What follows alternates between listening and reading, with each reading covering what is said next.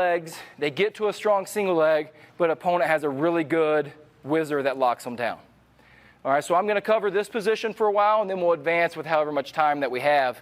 But I'll ask my partner to come on in, and I'm going to show the wizzer position first, because I believe that, like, to understand how to finish, it helps you to understand why the defense is so good to begin with. Understand both sides of this situation. All right, he's in on single leg on me. This is what I would call a really tough wizzer position here, where for whatever reason, his momentum got stopped. All right, and I was able to get to a closed shin wizzer and stop him here. All right, who's ever wrestled and been in this position where this guy's at?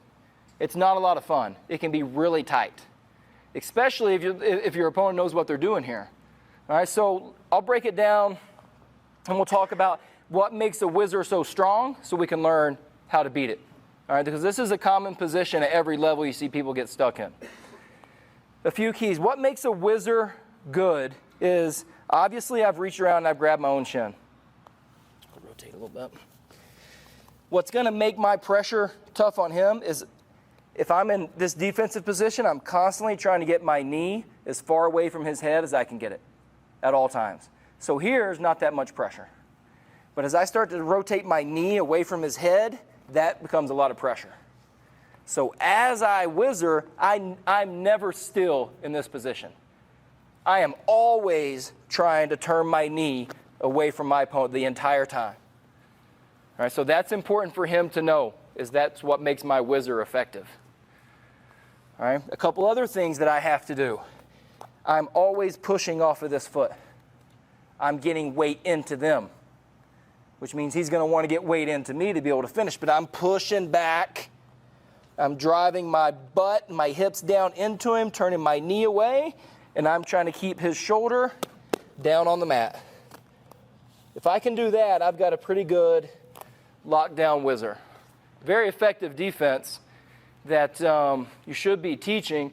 And once you learn how to stop somebody's shot there, then you can learn how to score from your wizzer. Maybe we'll get into that, but I want to make sure we're scoring when somebody does that to us. All right, so what did I say was the first key in having a really strong wizzer? The knee position, right? Well, you got to get to it first. So I guess the best defense would be don't get put in that position. Don't stop your momentum on your shot. Don't let your shoulder, I'll show you what I mean, stand up. If I'm attacking, I will always want my shoulder behind the leg. Can't wizzer me from here. Once my shoulder starts to pop out, now I can get locked down. So shoulder behind is key. So if I'm able to get shoulder behind and knee behind, they're never going to lock me down with a wizzer. But wrestling happens, and it's not always perfect, and I end up here sometimes. Okay, let's just go ahead and start from that wizzer position. As he's turning his knee away, I know that. The further his knee moves away from my head, the tighter it is. So what I see most people do, especially in high school, and our young guys when they come into our room, is they're always taught to circle to the back, circle behind them, circle behind them. But the more I circle, go butt to butt or hip to hip with them, the tighter it gets. And the effort's there. You know, I'm trying. It's just I'm making it worse on myself without even knowing it. So recognition is the first part of it. Is, okay, what makes that tight? So knowing that, it means I've got to get my head closer to their knee. And to do that, my outside leg has to fly up here. I can't just put my head here because he's constantly moving his knee away, right? He's been well coached. That's a lot of pressure. So I've got a lot of ground I have to make up. So my first move when I get locked down here is I knee slide, and my outside foot flies up here to the front. And I'm trying to bury my head in there close to the knee. So I go from here, flying around to the front, get my head close to the knee. Now from there, I've got to lift his knee up. The way I'm going to do that, the way I was taught when I was in high school is, I imagine like my thigh is a loading ramp of a truck.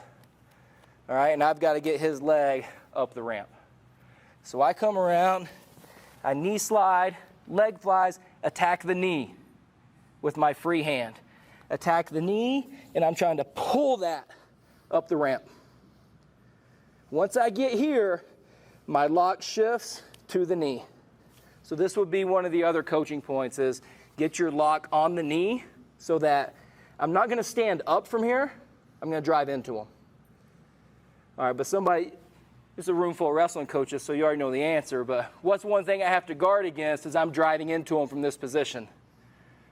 Oh, roll, my ankles are exposed. So if I just go here and stand straight up here driving into him, I'm in trouble. So I'm just aware, that's just being alert. As I drive into him, my chest stays down. And if he tries to roll, I drop. But he got me.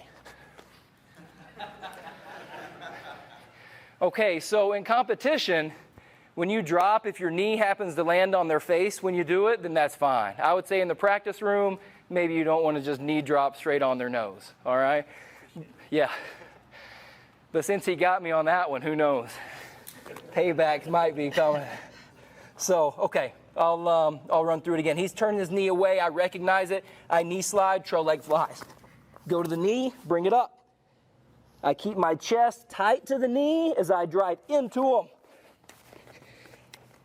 If I can run into him and run him over, I will. If he stands up, I stick with my single leg finishes. Here's the key. He cannot wizzer me with his knee facing the ceiling. All right, but if he's able to get his knee there, his knee away, and his knee's going down, that's weight. So as I come up, I need to keep their knee to the ceiling.